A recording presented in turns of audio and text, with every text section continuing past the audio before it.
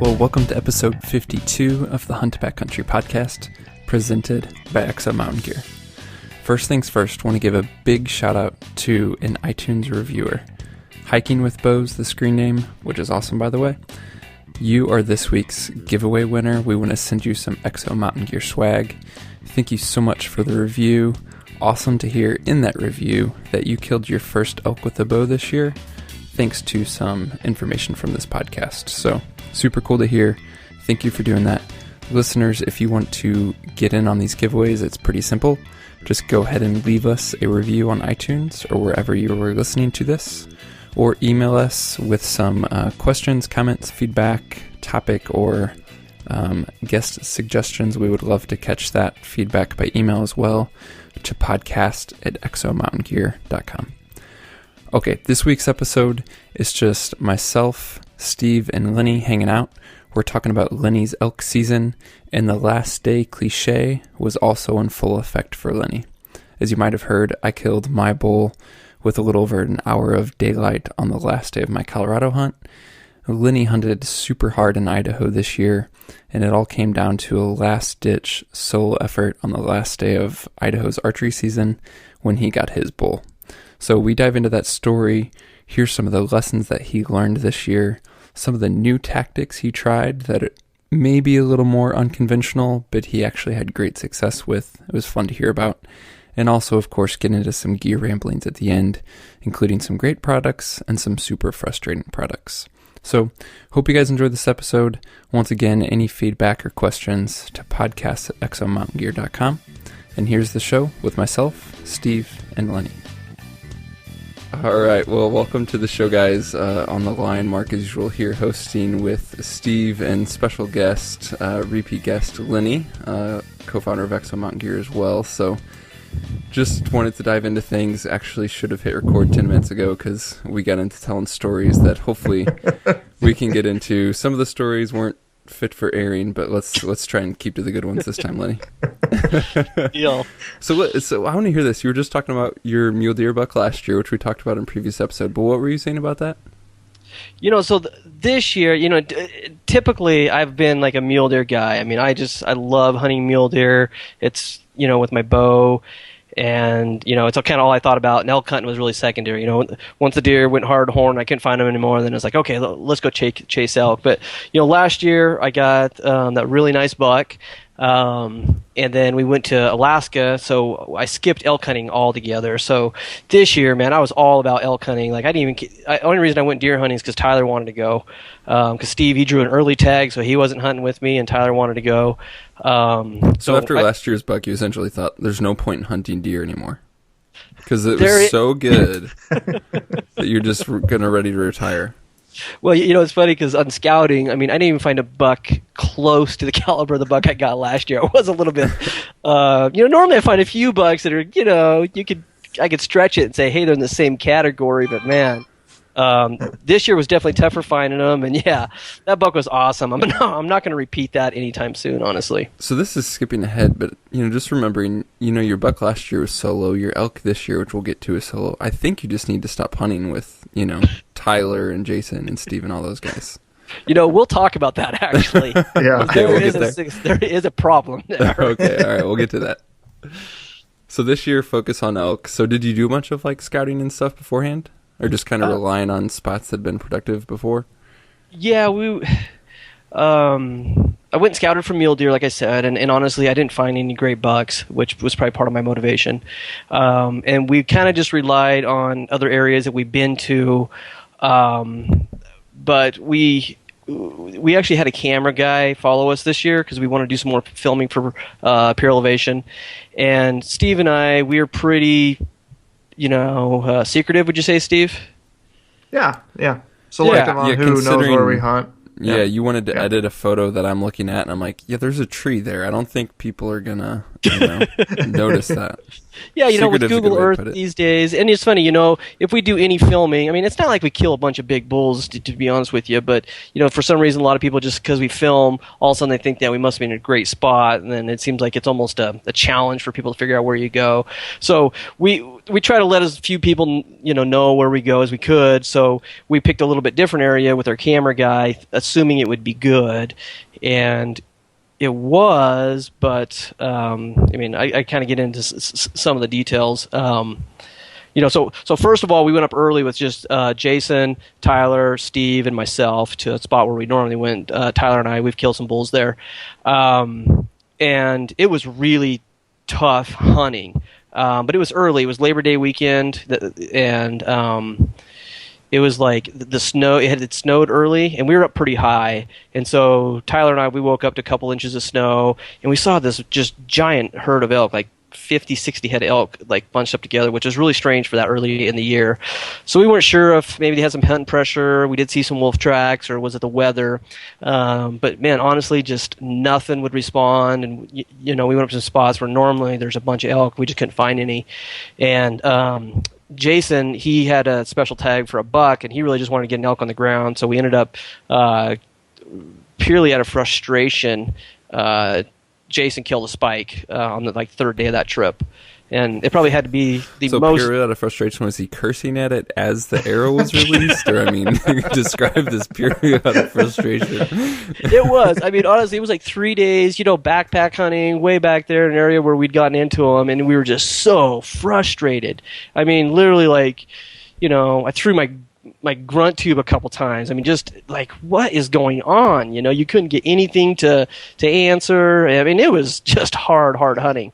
The preface to that is we're pretty spoiled in our elk hunting because we hunt some more open country, and you can at least always see elk and have that encouragement. But when we were, it was like one full day there of not seeing or hearing an elk, period, and everyone was just like, yeah, I guess you guys were on day 3. Jason and I had one full day, and then we were on the second day. I'm sure there's hundreds, if not thousands, of guys cursing at you, but like, oh, you went a whole day without seeing or hearing an elk. Oh, I got to throw my grunt tube and throw a big hissy fit. I should take you guys elk hunting sometime.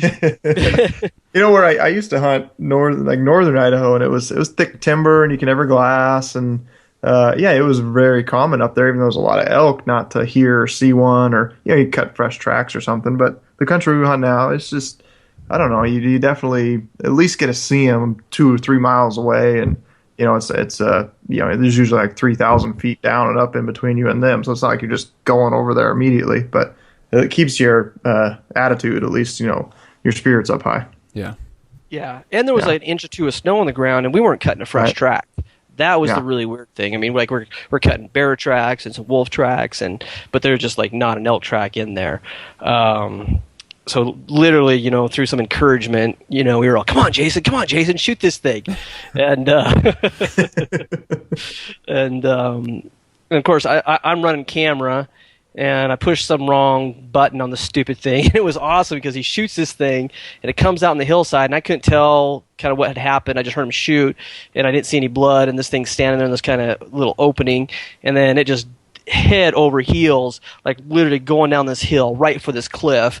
And unfortunately, my videoing skills kind of screwed it up. But this elk, what was it, Steve? That's why you brought in the video guy later in the trip? Yeah, literally. Because it would have been awesome video. So it did like a whole sheep tumble down the hillside? Oh, yeah. It was steep, and when it stopped, it was 15 feet above like a 50-foot cliff. Not country you'd picture an elk in. Yeah. Well, free meat tenderizing, right? It was.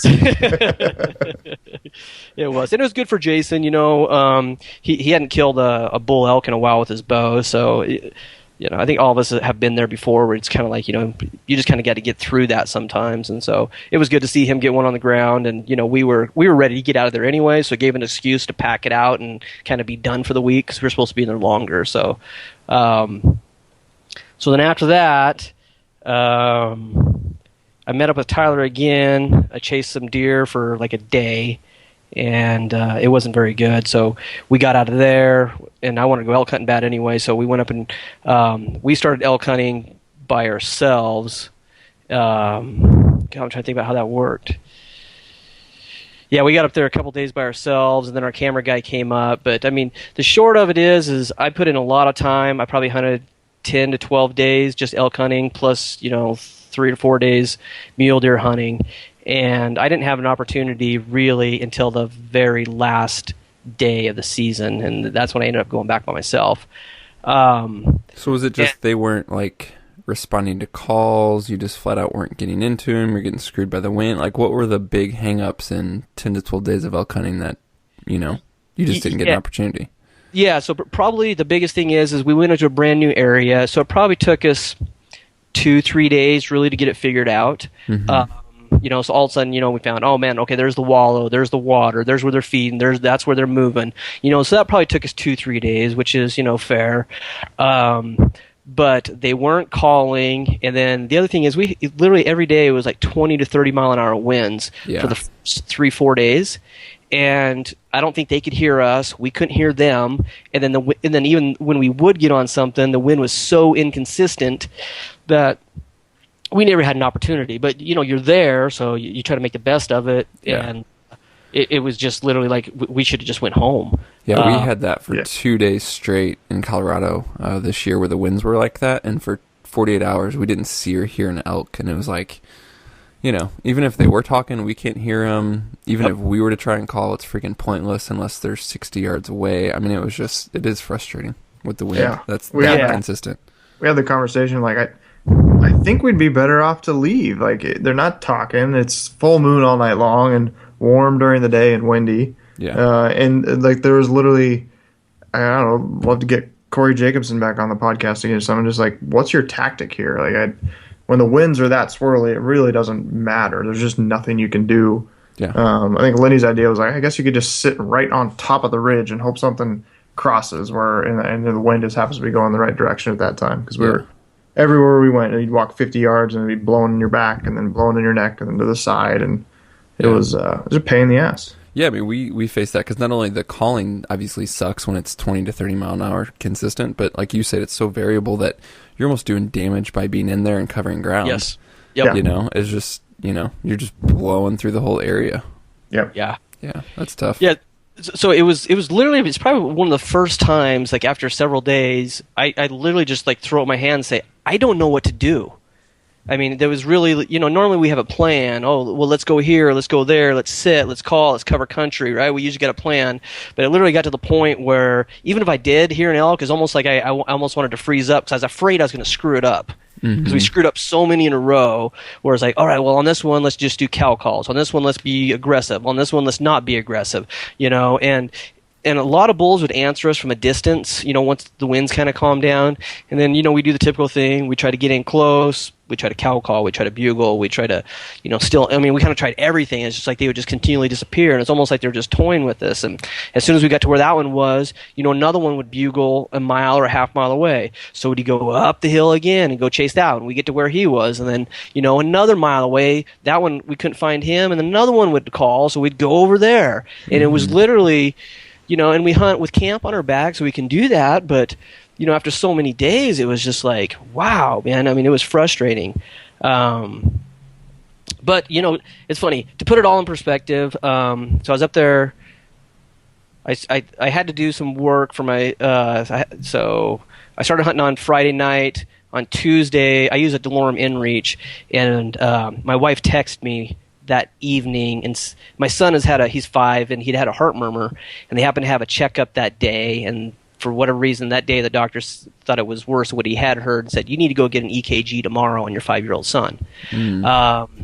So I'm backpacked in there, and I get this, and I'm just, I can't even think straight. Right. I suddenly don't even really care about elk hunting, to be honest with you. And so I screwed up a couple of bulls that night. That night, actually, elk hunting was good, but I wasn't even thinking straight, and I was just like, Steve will attest to this. I was literally just like running after bulls. Like I had no strategy. I was just covered in sweat. Arrow in hand, just like sprinting. Oh, literally. I mean, it was that bad. Like I couldn't even hardly think straight, and like I'd hear a bugle, and I'd just be like, I got to cover ground. I got to go try to kill this thing right now. I want to go home. So I screwed up a couple bulls that night. And then, I talked to these guys and said, hey, I got to go home to this appointment and see what's going on. So I left first, like 5 o'clock in the morning, and drove all the way home. And, it's a long drive back home. Got home, went to the appointment. Fortunately, I waited until the doctor reviewed everything, and fortunately, everything was fine. But I had like a day there where I'm just like, oh my God, what if something's wrong with my son? Yeah. And then it's funny, after that, I kind of got back. I'm like, yeah, God, yeah, you know what?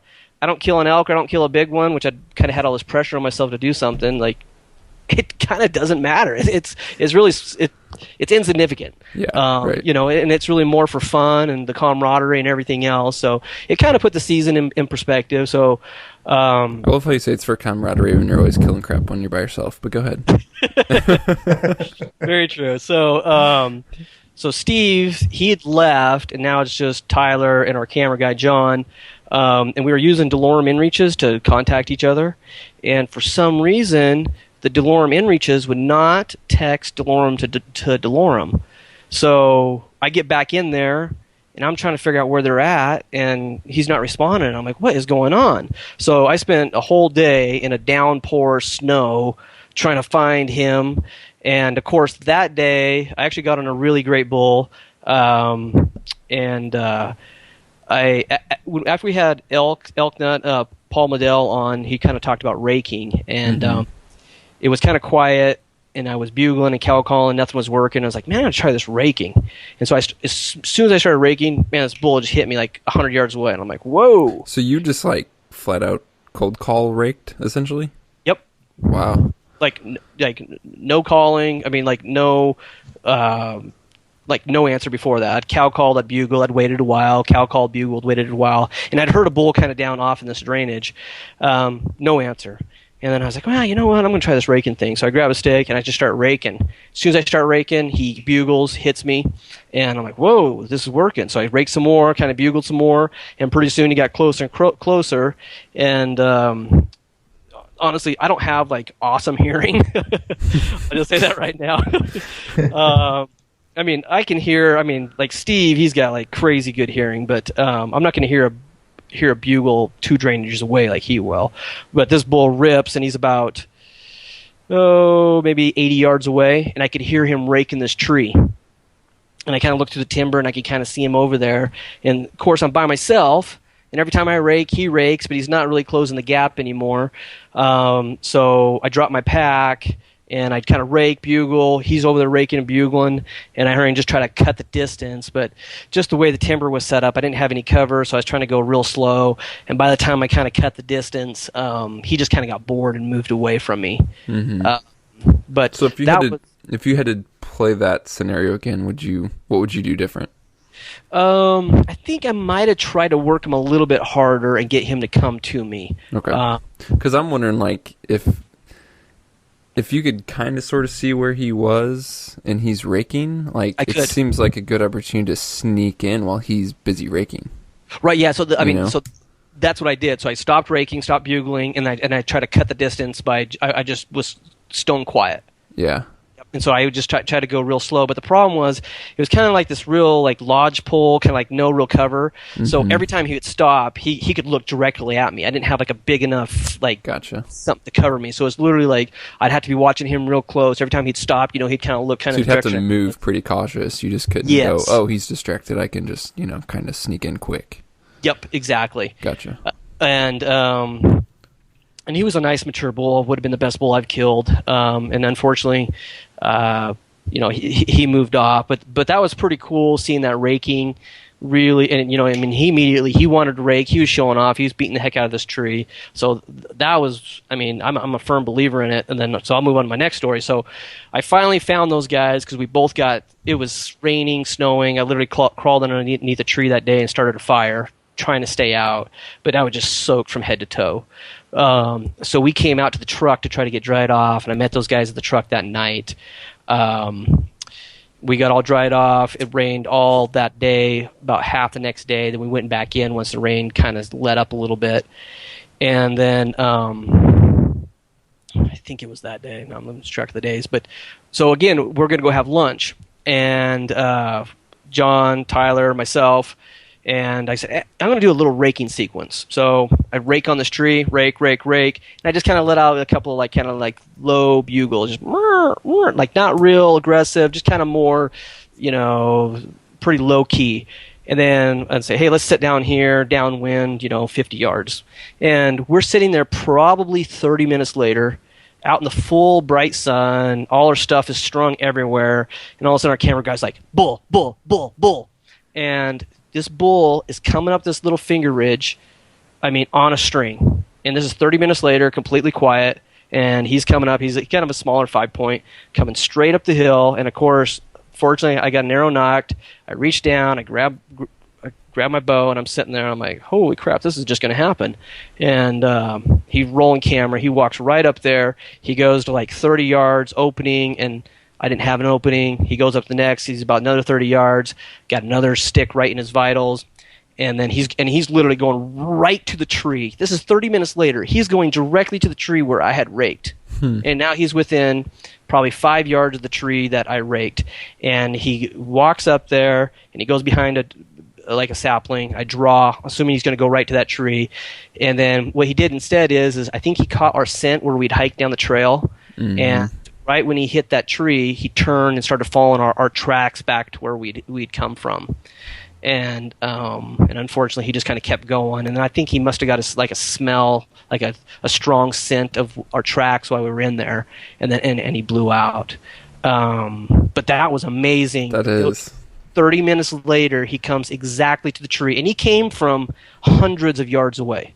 And so, and literally, that was from a rake and probably 3 small bugles.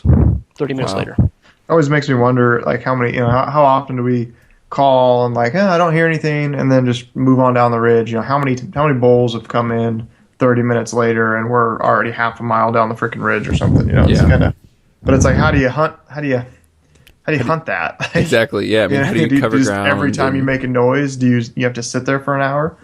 Right. That's tough. Yeah, that is tough. That's so cool, man, to hear those firsthand experiences with raking and how well that worked. Yeah, I was super impressed. What I felt like is when we were in there, the bulls were definitely not in the full rut. They weren't, very aggressive at all. Every time we'd bugle, they would answer us far away. As soon as we got close, they'd shut up or they'd move off. It was just kind of that game over and over and over and over again. And so I kind of feel like that raking was, it's not super aggressive, and it's probably something they're not hearing every day, because ended up where we ended up kind of running into a lot more people than we figured. There was kind of 2 trails that were kind of in there that we didn't assume people were going to access it from. They did. So there's more pressure than we imagined. And, I think it's just something different. And, it's funny, like Paul says, I think it really gets their curiosity. Like, who is that? What is going on over there? And they'll come check you out. It was definitely, I felt like, wow, I got one thing that works. Mm-hmm. Yeah, and it's almost like, I don't want to say this on this venue, right? Now we're going to have all kinds of people trying it, but it's almost like it's not played out. So many hunters are out there bugling nonstop, and like you said, it gets their curiosity. It's different. It's probably not something that they're hearing. Most of the guys, if they are raking, they're raking in response to something. Yes. And so to be out there and like cold call, just flat out start raking, it's probably a huge peak of their curiosity. It is. Yep. And, but I tell you what, it'll wear you out. Because you want it to sound, you want it to be kind of loud. Yeah. Let's just talk to Kenton and add it as like a train to hunt event, like a rake the tree for time, we will judge it based upon the decibels that you generate within 45 seconds. And then, there'll of course be a penalty for burpees. I like it. So we'll get there. I like it.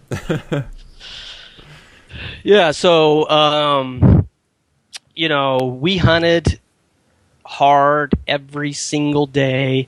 And I will say we were on elk every day. I called a nice bull in for Tyler at 20 yards. Steve was there, and he just didn't have a shot. That one bull that came in at 30 yards, I just didn't have a shot. I think when I was gone, didn't Tyler have some more opportunities, Steve, when I was not? Yeah, we had a bull at 17 that didn't present a shot. My perspective looking in was just a lot of bad luck. Mm-hmm. And then maybe some last minute decisions that if we had done, B instead of A, it would have worked out. But it was just kind of, the elk was always on the side, yeah. Yeah, for sure. Like you Yeah. never know for sure. There's just a lot of bad luck and bad weather and full moon, windy, warm, just kind of not not two of any of the stars lined up to make the hunting good. Yeah. Right. And then the other thing I'll say is when you're hunting with the cameraman, there's a lot of added pressure to make something happen, and with hunting, even today I forget that, and like you want to make it happen, but the truth of the matter is like nature moves at a certain speed and you can't force it. And as soon as you start forcing it, you screw it up. And hunting with other people, especially with the cameraman over your shoulder, it just really, I don't know what the tendency is, but I basically go like 2 times speed what I normally would when I hunt by myself. Mm-hmm. And I think that had a lot to do with it, to be honest with you. The other thing is I wouldn't do it again. I don't know how most people do it, but when Tyler and I were shooting, like I would take mornings, he would take evenings, or vice versa. I'll never do it that way again. I'll take full days because I always felt like this pressure to like, oh God, I only got like 2 hours to hunt. I'm going to get over to that next drainage and I'm going to see if something is over there and try to call it in. Versus if I would have slowed down and known, hey, I got all day, I'm going to take my time. Something would have happened. And so I think a lot of it is just, I can't say enough for just slowing down. Mm-hmm. Yeah. Yeah. So basically we hunt all the way until dark. I get home at 2 a.m., after we hike out of there. It was quite disappointing, because Tyler and I, we were probably overly confident saying if we're in there for 7 days, we're going to kill something. And neither one of us did. We didn't even let an arrow fly. And then, so the last day of the season was on a Friday. We got home on Sunday night, so I went to work for, I guess, only 3.5 days. And then I left on a Thursday, like at 3 or 4. Hurry and hiked in. And it was just a totally different story. Now, all of a sudden, the thermals are working the way they're supposed to. The bulls are bugling the way they're supposed to. I'm hunting by myself, so I'm hunting at my speed. And, so I backpack in there by myself, spend the night kind of by a wallow. I got bulls like 70 yards from me bugling that night. And I'm thinking, man, that's going to be awesome. And I get up in the morning, and I have 3 bulls right there. I call in a nice little 5-point, like 20 yards, not doing anything different at all. Like, I'm just using, cow calls and bugles and some raking. And, they're coming, which they weren't a week before. And so I get a bull at about 20 yards. I didn't have a shot in some jack pines. But the difference here is now all of a sudden there's these 3 bulls, and I just back off, and I wait like, it probably took them an hour to feed away from me. But I just kind of knew I didn't have a good angle. They weren't going to come. I wasn't going to force it, so I just kind of back off. I wait for them to feed around the corner, and then I hurry and scoot up there and make sure the winds are right. I try to call on them. They kind of went into some dark timber. I couldn't find them, but then I had another bull right above me bugling. So I worked my way up this steep ridge, and this bull comes in on a string, just like you see on the shows. Comes into 42 yards, but it was kind of right when the thermals were changing, and the thermals screwed me at 42 yards, and he was a nice, mature 5-point. If you were on TV, that wouldn't happen, though. No, it wouldn't have. Yeah, I would have screwed him somehow. Yeah. And, he's coming down the hill screaming. And then I go to pop in this next drainage, and it was right when those thermals were changing, and a little thunderstorm was coming through. So I could see the thunderstorm coming, and I said, you know what? And I bugled off in there, and 4 bulls hit me. I'm like, okay, this is going to be good. There's bulls down there. It was getting close to noon on my last day, so I was like, don't screw this up. And so literally I waited on the other side of the ridge for this thunderstorm to pass through and for the sun to come out a little bit and hit that north face so that the thermals would settle, which I never would have done if I would have been looking at somebody and they're looking at me like, what are you doing? Why are you just sitting here? Mm-hmm. And so I literally sat there by myself and waited for those thermals to really settle. I popped my head over, bugled a few times, and cow called, and I had a bull kind of on the other side of the drainage coming up towards me. A couple other bulls were answering me, but he was really hot and hitting me like every single time. And so I just tried to focus on him. So every time he would bugle, I'd kind of let out a couple of mews. And he was cutting the distance, so I figured, hey, I'll cut the distance. We'll kind of try to meet in the middle because I had really good thermals. And so I started dropping down this dark timber, and I was just really taking my time, just paying attention to what the heck I was doing. And I saw this other bull was looking up at me in the timber at about 50, 60 yards. I was like, whoa.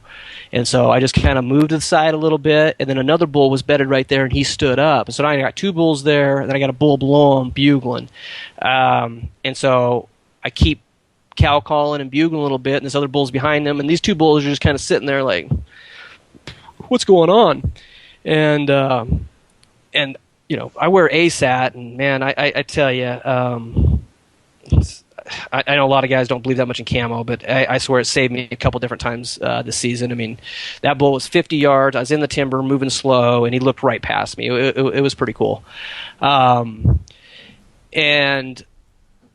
as I was, and then so then I just kind of sat down, or I just kind of went to my knees, and I could hear that bull cutting the distance. And those other two bulls, they kind of moved a little bit where I couldn't quite see him anymore. And then, pretty soon, man, here horns are at 20 yards. I draw, and he was kind of coming so fast, I missed my opening, and he ends up kind of circling all the way around to my right, So now he's like at, I guess would be like 3 o'clock. I guess if you're facing down, it was 12. Now he's all the way over to 3 o'clock, and so I had to let down in the meantime. And, it's part of that luck. I let down, and he kind of saw me move, but he just kept coming. Mm-hmm. And that's some of that luck. I swear to God that the week before, that bull would have been gone. But he just kept coming. And so then he ended up stopping at 20 yards. I was full draw.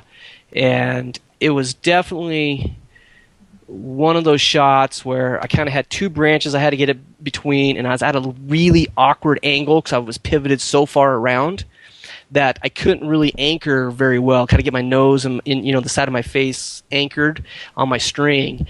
But he was 20 yards, and I was like, it's funny. A couple years ago, I wouldn't have taken that shot, but now I've got a few more animals under my belt. I took that shot. It was probably one of the riskier shots I've probably taken in a while. But it was 20 yards. I mean, it was very calculated. It was like, all right, it's not perfect, but it's 90% there. And so shot him. He jumped around. I heard him hit my bugle a couple times real quick, and I waited. Everything was quiet, and I kind of looked over the tree where I just shot him, and man, there was just blood splattered all over the tree. And I was like, shoot, man, I hit him good. And so I waited, didn't hear anything, so I kind of started walking through this timber, just kind of go look where I shot him, see if I can find my arrow. And then I looked right below me, and he's actually standing there at 50 yards with this other bull still. But I didn't have a shot because it was super thick timber. And so I watched him probably for like 5 minutes, just standing there. I could tell he's hit hard. And then he kind of walks out of sight, and the other bull just stands there, and I'm just waiting. And then pretty soon I hear him fall down. So it probably took maybe 10 minutes, and he died. But I wasn't positive, because I heard the crashing, and I was like, I'm assuming, but the other bull ran off. So I waited 30 minutes, walked down there, and there he was. Nice. So I don't think he was a bull that I was calling up. I think he was one of the younger bulls that was standing there and finally got curious. He came up to me because he ended up being, a great 5-point. I was super stoked to shoot him. But the one I'd seen across the canyon was a nice 6-point. So it was awesome, but it was definitely one of those things of, holy crap, I am way back here by myself with all my gear. Reality check. Yeah, I mean, I literally, I think it's the first time I've killed an elk by myself. Yeah. And it was like, yeah, it was a little intimidating, honestly, at first. I mean, just trying to get him cleaned and get out of there. It was. And this was after noon when you shot him, essentially? Yeah, I shot him right at noon. Yeah. Okay. Plus where he died when I met Lenny to pack it out, and it was just, I don't know how, 30-something degree slope, timber, just so steeper than hell. Like you couldn't, I was just trying to debone the front quarter, and I was sliding down the hill every 5 seconds. Man. Yeah, there wasn't a blade of grass. I mean, literally, I got one side all skinned, and I'm trying to get it underneath the hind to pop the joint, and he literally just rolls down the hill like 10 yards. He did that. I mean, and then I had 2 quarters hanging, and then he rolled again and hit one of the quarters and broke the string off, and it rolled down the hill like 20 yards. It was the biggest damn mess, and there wasn't a blade of grass on that hillside, so I called my butcher before I went in there. I was like, it's got a little bit of dirt on it. Is that going to be okay? It's like, I might want to stop by the power washer before I come over. Yeah, and he's kind of like, we cut all that off anyway, so it's fine. But yeah, so I loaded up. I boned out shoulder, back straps, tenderloins, all the neck meat, kind of the loose meat. Boned it all out, threw it in with all my overnight gear, and I hiked out, called Steve, and said, dude, I need some help. And which is awesome to be able to call somebody and do that. He's like, I'll be there at 7 a.m. tomorrow. So he got up super early, met me at the trailhead, and he was there at 7 a.m. But what's crazy is, so Steve got there at 7, and we probably took 30 minutes to leave by the time you got me out of bed and everything. But by the time we hiked in, all he had to do was bone out a shoulder and get everything packed up. We didn't get out until what time? 3? 3? Yeah. Yeah, 3. So it's funny, you actually couldn't do 2 trips. We assumed you could have done 2 trips, but fortunately we went back in, packed out 2 hinds, a shoulder, and the head. Yeah. And so I think Steve was like 105, and I was like right at 100. Wow. Yeah, it was pretty good. I recorded it on one of my apps. It was 4.6 and 2,770 feet of elevation from truck to the bull. So it's a pretty good pull in there for sure. Yeah. Yeah. Yeah, that's no joke. Yeah. Wow. Well, congrats, Lenny. That's awesome, man. Hey, thanks. After putting in all that time and it comes down to the last day, that's awesome. Yeah. I mean, I probably, if I had to learn anything from it, I really took away raking this year is a big deal. I feel sorry for guys like you who have to commit to a week or 2 to come out here. Yeah. Because I think if I had it to do over again, I think timing on elk is everything. It's not like mule deer. I mean, elk kind of have to participate, or it's not going to happen. Yeah. So having that ability, I think next time, if I go out and the hunting sucks in the first 2 days, I'm going to go home and say I'm going to save this for the following week where I wasn't planning on going. And then because if they're active and hitting it hard, it's so much fun and so much easier. But if they're not, I don't know. Maybe you got to be a better hunter than me, but it's almost impossible. Yeah. That's tough, man. Yeah, if you've only got so much time, you need to pick your battles for sure. Yeah. One thing I want to comment on, and just Lenny, you cruised over it real fast, was you said you slept 70 yards away from a wallow, and I think a lot of people would basically shit a brick, like you slept right where the elk are. But it's something we've been doing for years, and I can't recall one time where we woke up and weren't just right into elk immediately. Yeah, I mean, I would agree with that. I think when you and I first started like really packing on our backs and not spike camping, we were always, I remember we talked about this. Oh my God, wind's going down. We can't be camping on this ridge. What are we going to do? And then all night the elk would be going, wake up in the morning, and they're in the same spot. I was like, well, shit, nothing happened. Yeah, it didn't matter. Yeah, I mean, my thought is even if they do smell you at night, I feel like that elk are so nocturnal that they feel somewhat safe at night. Even if they do smell a human, they may leave the immediate area if they're 20, 30 yards from you or 100 yards, but they're not going to go to the next draw. They're just going to kind of move away from you, I think is my experience. Yeah, that's probably a pretty good estimate, because I know we've had elk walk through our camp, at night. You can hear them 20 yards away. Mm-hmm. That's probably a good, they just wander off a couple 100 yards and feel safe again. Yes. So if you guys wake up and you have elk, at 100 yards, 150 yards or whatever, you're going to make a play on them before you're packing up camp, obviously, if they're active.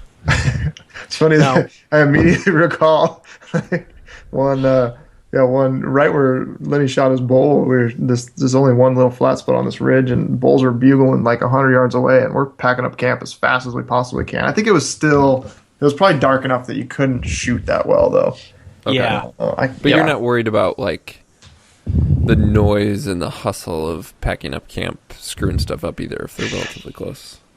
I don't think so, honestly. Yeah, and I'm just thinking like, tent fabric, and that's not silent, Right. Yeah, I guess it's like any time it just bites you in the ass if you don't just pack up camp. It's like one of those chores you don't want to do, but you just get done. Yeah. Well, that's what I was wondering about with your approach, because it's like, okay, so you don't pack up camp and you're like, oh, they're 100 yards, let's go make a play, but then they start like they start covering the ground away from camp, Yep. and then you're like, you get to that catch-22 of like, well, crap, I either have to stay with these elk and go, God knows where for how long, or Right. now I need to just leave these elk that I'm on to get camp. So it does seem like just packing it up ASAP, Yep. hopefully before shooting light, like you mentioned, and then just Yes. being ready to go would be beneficial. Yeah, we're probably such crappy elk hunters that we know we're going to screw it up anyway. So it's like and we know we're going to end up a couple miles away, and you hate to have to go all the way back. It's the reason we're packing up. Yeah. Yeah, I mean, I guess that's what I'll say. I mean, like Steve and I, we're not like we don't hunt elk with a scalpel. It's like a machine gun. Like we need opportunity. You know what I mean? It's like if there's only one elk there, Steve and I are not going to kill screwed. it. So, and so I mean that's probably why we do backpack hunt is because there are so many more opportunities that eventually it comes together. Yeah, I disagree a little bit. I mean, I only need one. I just need it to be horny, dumb, blind, and not be able to smell. I mean, I only need that one, really. It's just, but to each their own. Yeah. Right, exactly. Yeah, I mean, so it's definitely not like a science. I mean, with mule deer hunting, it's a little bit more that way. But man, with this elk hunting, I mean, it's just you got to find the right one at the right time, and then it's easy. But the other 10, we seem to. I mean, some guys say they call on every elk that they come up onto. I mean, I'd say 10-1, Steve. Oh, if we're lucky, yeah, we suck. Yeah. No, I mean, that echoes my experience for sure. Is that yours too? Yeah. I mean, you might get a response 10 times, and maybe one time you'll actually, get them into range. Yeah. And that was that week that you and Tyler hunted where I was there for 3 days. It was just like, yeah, that 1 in 10 bull would come in, but it was just always too thick or the wind or, came in frontal like the bull to Tyler and couldn't get a shot off. And, yeah. That's the thing is, man, even if you're in chip shot distance, like you said earlier, that you had bulls at like 17, 20 yards, it's like there's still are things that go wrong that prevent it, which sounds crazy until you live it, Yep. Right. Yeah. And I mean, Tyler, he could have took probably 3 shots that were marginal. I could have took, one shot that was marginal. And so I mean, that's a choice, that some guys may take. Which we try to be fairly disciplined in our shots for sure. I'm the last guy who's going to be like, oh, it was in 20, it doesn't matter, just let it go. But like you were mentioning with your shot, like okay, my anchor's not perfect, and you're being logical about it. You're assessing the situation, and to be honest, on the size of an animal like a freaking bull elk, at 20, you don't have to make a perfect shot. Nope. But you don't want to be just flinging arrows either. So I mean, I appreciated how you broke that down internally and sort of assessed that situation. Yep. Yeah. Awesome. Well, in all that hunting, Lenny, was there besides the elk hunting, the lessons, the raking, all that, was there any sort of lessons, whether that's gear or something else that stands out from all the time you put in this fall? I would really like a pair of boots that does not leak in the first day. Like, I don't know what has happened to Gore-Tex, but we hunted a lot in rain and snow this year. We got a lot of weather over here in Idaho. It seems like I always had wet feet. I don't know what the deal is with Gore-Tex these days. Tent, I think Steve and we're still looking for the perfect tent. Yeah. You make that sound like such a couple's pursuit. Steve and I are still looking for the perfect tent.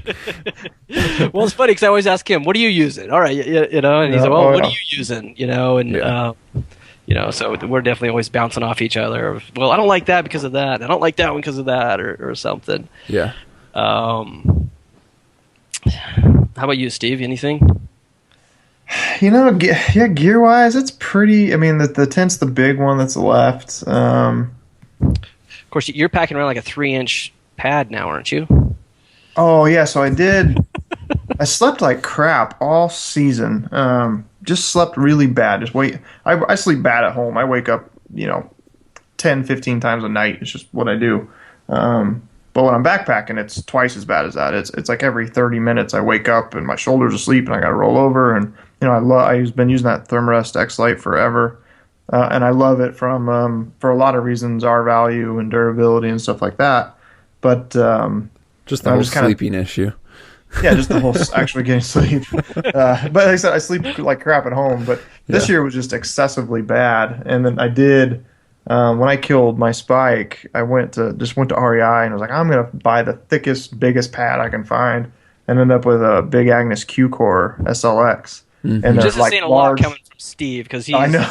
He's always like 5 pounds lighter than me because, I'm not counting ounces like him, and he's like cutting every ounce. And for him to go spend an extra half pound on a sleeping pad, I was like, wow, this is serious. Yeah, it was an extra 10 ounces, man. Yeah. No, I've been using a Q-Core for a while. It's pretty plush. Yeah.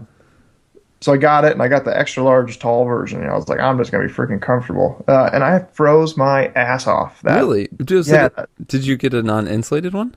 No, I got the Q-Core SLX insulated, but compared to the Thermarest, I froze my ass off. Really? I don't know what the SLX is. It's probably newer. Like mine's. It's the brand. It's a brand new one. Yeah, it's kind of a lime greenish color, and it's supposed to have spec-wise a higher R value, like 4.2 or something. But I don't know. I just with the quilt, and it was crappy weather, so I took the Enon with me, the Hilleberg versus the Jimmy's tarp.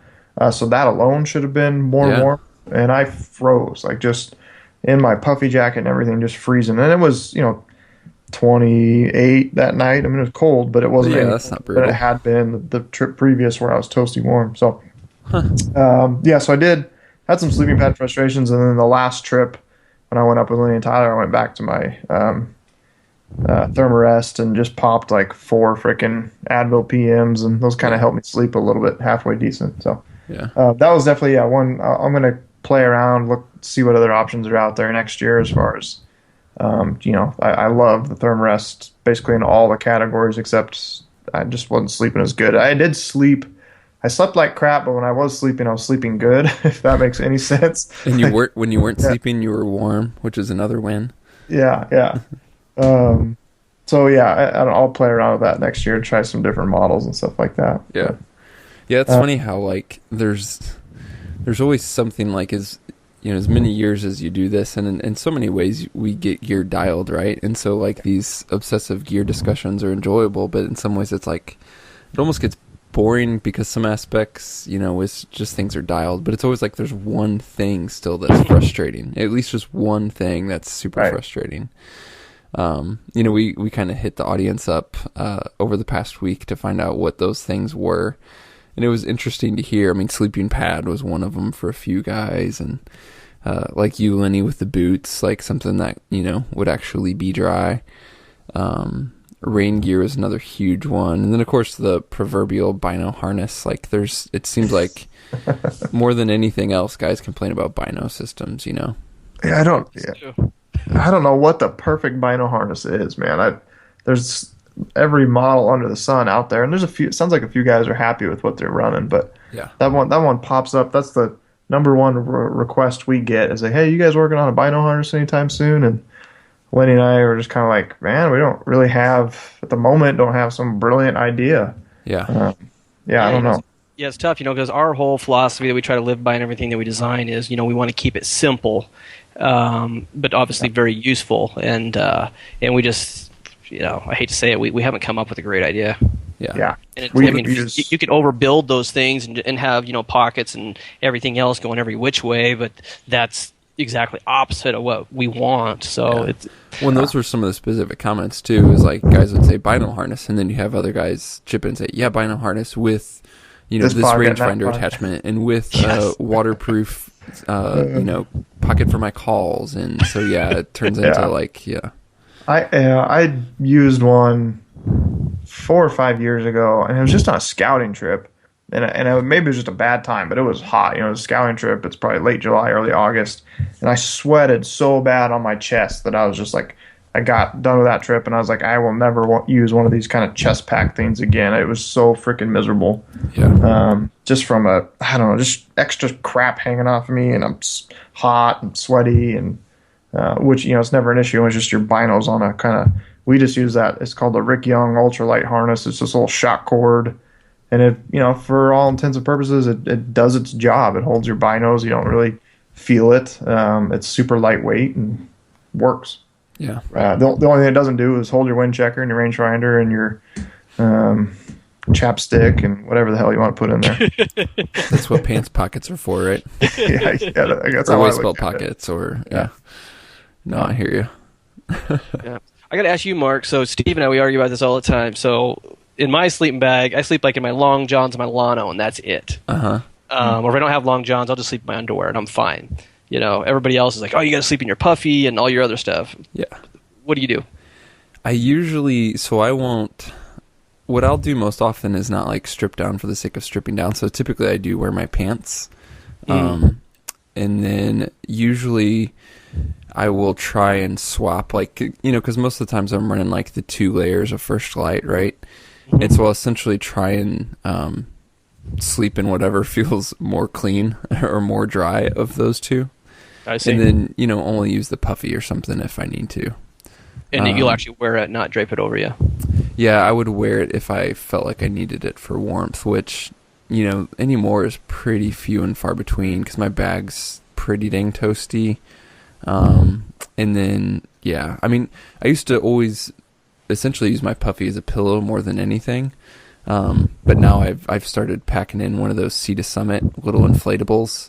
Mm-hmm. And it's That's what I like, used to. it's the best 2.3 ounces that I carry. I mean, it's 100% agree. yeah, I mean, I will never ever go back to not having that. So yeah, I mean, like, you know, now that I have that for my pillow, my puffy's, you know, pretty much neglected at night. Don't really use it much at all. But yeah.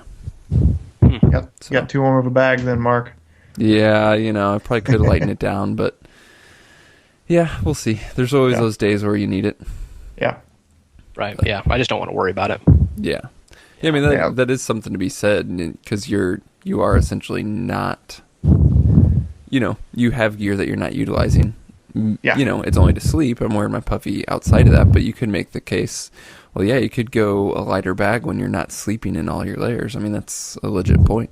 Yeah. Right. You know, that's what works for me with the 20-degree quilt, and then if it's going to be really cold, you know, then I sleep in the puffy and add that to it. And there's no extra weight, you know, added there. Yeah.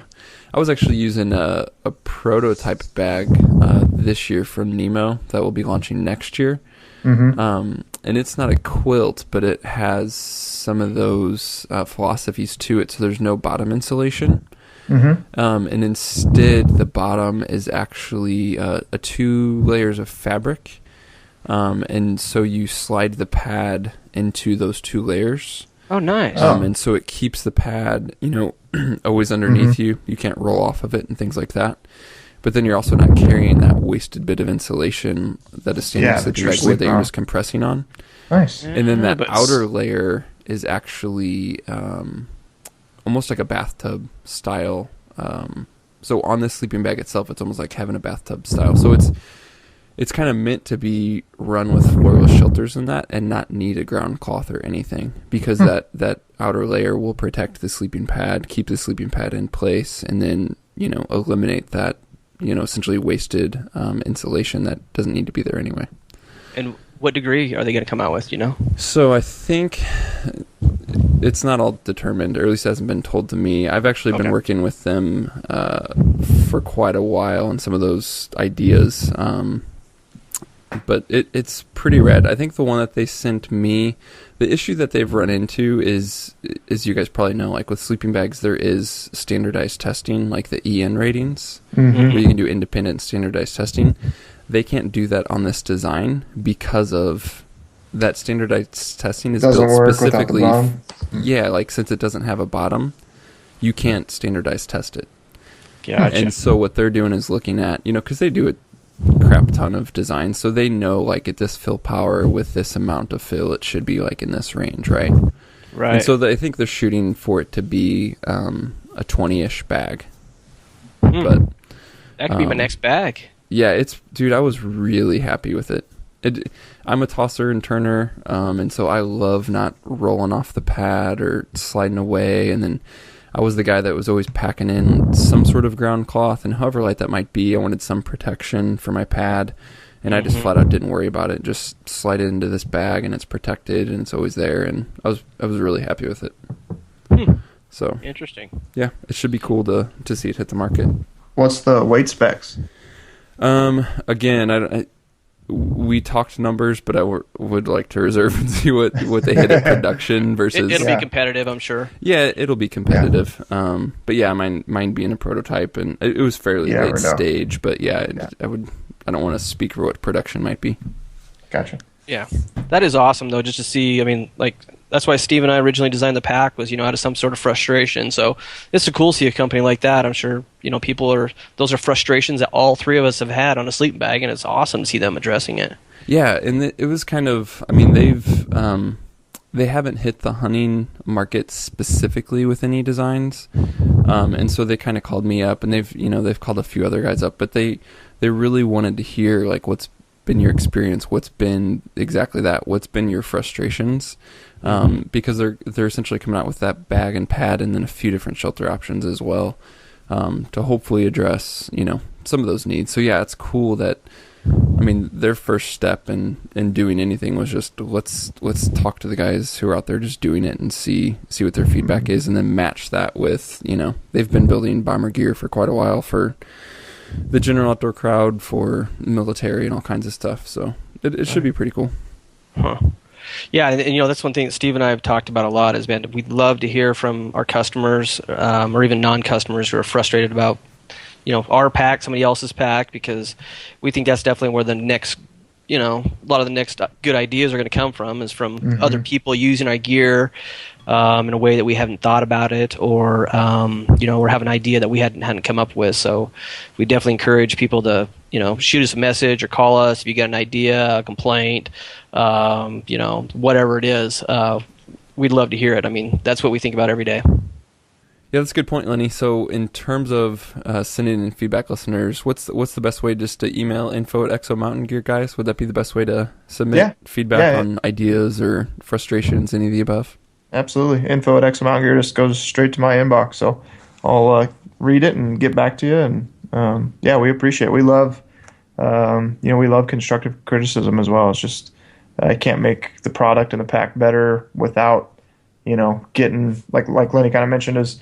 Here, other people use the pack differently than what Lenny and I maybe use it ourselves or designed it to do. And the more feedback we can get, we're definitely going to be a company that continues to push forward. We're not going to sit on one design for 10 years and just ride it out and, squeeze every penny you can out of the design. We want to always be evolving and moving forward. So, yeah, definitely send us your feedback. We love to hear it.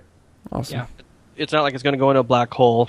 Trust me, Steve will read it and we'll talk about it. Yeah, Lenny probably gets emails I forward them all the time to him if somebody sends a positive note or a negative, especially the negative notes of somebody had something they didn't like, or we get the random somebody broke a buckle here and there. It happens. I always send that stuff right to him, just so he can keep tabs on it as well. Yeah. Right. Awesome. Well, fellas, thanks for your time. Lenny, congrats on the bull, man. Definitely earned it.